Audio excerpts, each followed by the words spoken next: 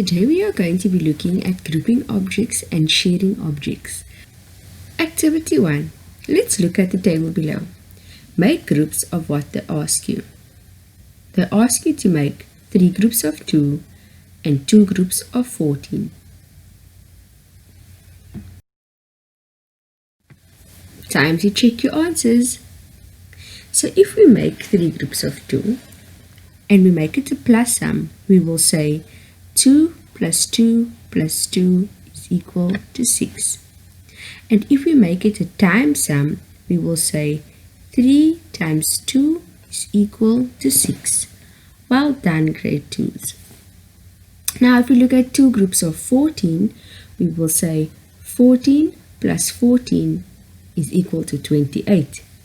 And if we make it a time sum, we will say 2 times 14 is equal to 28.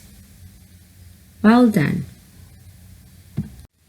Activity 2. It's sharing time. We are going to share 12 counters between 4, and then we are going to share 30 counters between 3. You can do it.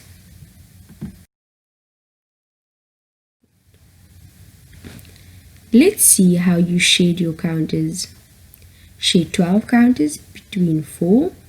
If you make that a minus sum, you will say 12 minus 3 minus 3 minus 3 minus 3, and you will have 0. And if you make it shared between a division sum, you will say 12 divided by 4.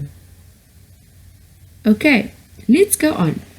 If you say share 30 counters between 3 and you make that a minus sum, you will say 30 minus 10 minus 10 minus 10 is equal to 0.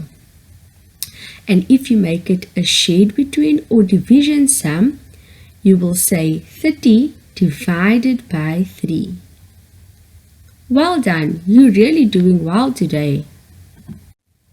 Activity 3. Time for our second last activity today. Complete the table below. Look at what they're asking for.